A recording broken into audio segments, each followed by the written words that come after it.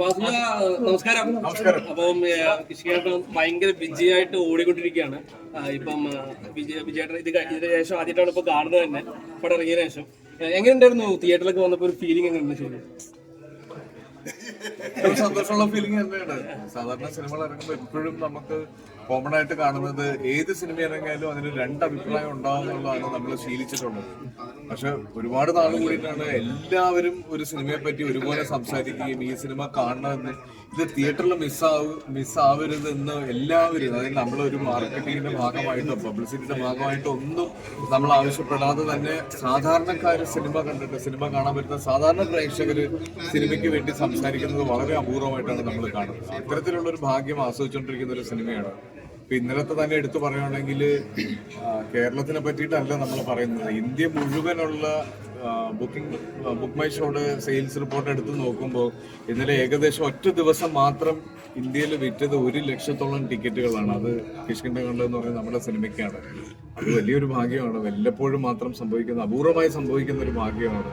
അത് ഏറ്റവും സന്തോഷമുള്ള കാര്യമല്ലേ.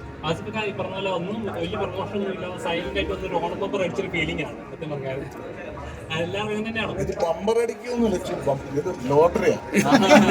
ഇത് വലിയ അധ്വാനമുണ്ട് പിന്നീട്. ഇതിന് ഏറ്റവും വലിയ പ്രധാനമായിട്ട് താങ്ക്സ് പറയുന്നത് ഇതിന്റെ സ്ക്രിപ്റ്റ് റൈറ്റർ, സിനിമാറ്റോഗ്രാഫർ ബാഹുലാണ്. ബാഹുലിന്റെ സ്ക്രിപ്റ്റും ഇത് ക്യാമറ. ഇത് എന്നോട് വിളിച്ച പലരും പറയുന്നു മലയാള സിനിമയുടെ ചരിത്രത്തില് ഇത്രയും ഗംഭീരമായിട്ടുള്ള സിനിമ വളരെ അപൂർവമാണ്. ചെല്ലി പറഞ്ഞ അങ്ങനെ വന്നിട്ടില്ല. ഇത് ഒരു ഇറാനിയൻ സിനിമ, അങ്ങനെ ഒരു ക്ലാസിക്, വേൾഡ് ക്ലാസിക് എന്നൊക്കെയാണ് പറയുന്നത്. കേൾക്കുമ്പോൾ ഭയങ്കര സന്തോഷമുണ്ട്.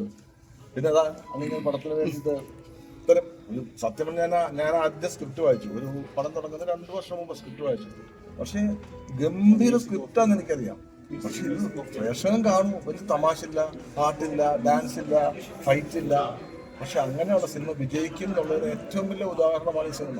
ഇതൊരു മലയാള സിനിമയുടെ വലിയ മാറ്റമായിരിക്കും. ഇനിയും ഇതിന്റെ ചോട് പിടിച്ച ഒരുപാട് നല്ല സിനിമകൾ വരും.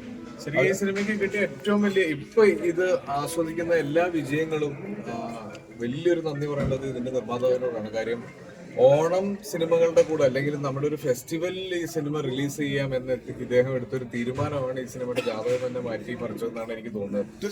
അല്ലെങ്കിൽ ഈ സിനിമ ഒരു മികച്ച സിനിമയാണെന്നും ഇത് തിയേറ്ററിൽ കാണുന്ന ഒരു സിനിമയാണെന്നും പലരും പറയുകയും സിനിമകളെ ഇഷ്ടപ്പെടുന്ന ഒരു വളരെ ചെറിയ കൂട്ടത്തിൽ മാത്രം ഒതുങ്ങി പോകേണ്ട ഒരു സിനിമയായിരുന്നു. പക്ഷെ ഇത് ഓണം പോലെ ഒരു ഫെസ്റ്റിവലിൽ ഈ സിനിമ റിലീസ് ചെയ്യാൻ ഇദ്ദേഹം കാണിച്ച ധൈര്യമാണ്.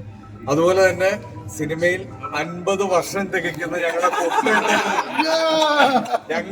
ഞങ്ങളെ കൊണ്ട് പറ്റുന്ന ഏറ്റവും വലിയ സമ്മാനമാണ് ഈ സിനിമ. അപ്പുപിള്ള എന്ന് പറഞ്ഞ ഈ ക്യാരക്ടർ മലയാള സിനിമയുടെ ഭാഗമായി മാറുന്നു. അത് ഞങ്ങള് ഈ 50 വർഷം തികയ്ക്കുന്ന കുട്ടേട്ടന് സമർപ്പിക്കുന്നു.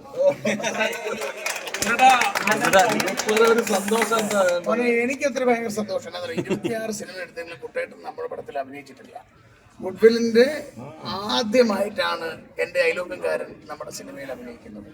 അതിലൊക്കെ ഉപരിയായി ഇത് മലയാള സിനിമ സ്നേഹികളുടെ വിജയമാണ്, സിനിമാ പ്രേമികളുടെ വിജയമാണ്, മലയാള സിനിമയുടെ വിജയമാണ്. ഇനി അങ്ങോട്ട് കിഷ്കിന്ധകാണ്ഡത്തിന് മുന്നും പിന്നും എന്നുള്ളൊരു വേർതിരിവുണ്ടാകുമെന്ന് ഞാൻ ഉറച്ചു വിശ്വസിക്കുന്നു. ഡാൻസും ഫൈറ്റും അങ്ങനെയൊന്നും ഇല്ലാതെ ഒരു സിനിമ വിജയിപ്പിക്കാന്നുള്ളത് ഏറ്റവും വലിയ ഉദാഹരണമാണ്. അപ്പം നല്ല സിനിമകൾ ഈ മലയാളത്തിൽ ഉണ്ടാവട്ടെ. അതിനുള്ള കാരണം ഈ കിഷ്കിന്ധകാണ്ഡമാണെന്നുള്ളതിന് എൻ്റെ ഡയറക്ടറും എൻ്റെ സ്ക്രിപ്റ്റ് റൈറ്ററും എൻ്റെ പ്രൊഡ്യൂസറും എല്ലാവരും അതിനെ അഭിമാനിക്കാം.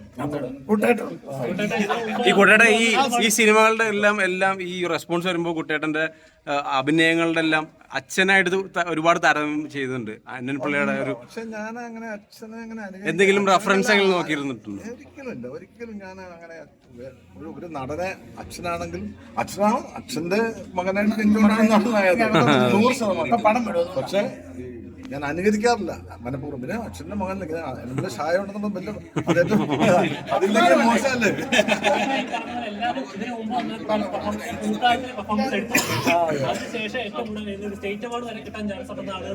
അവാർഡ് ഇതല്ലേ ഏറ്റവും വലിയ അവാർഡ്. നിങ്ങളിങ്ങനെ വന്ന് ഇതിനെപ്പറ്റി നല്ലത് പറയുന്നു, അതാണ് ഏറ്റവും വലിയ അവാർഡ്. എന്നെ സംബന്ധിച്ച് ഞാൻ ഈ 45-50 വർഷമായി സിനിമയിൽ.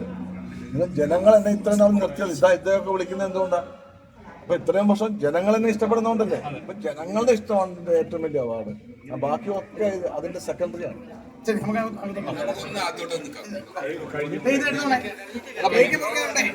നമുക്ക് നമ്മുടെ ഫ്രണ്ടിൽ കൂടെ കാണാം.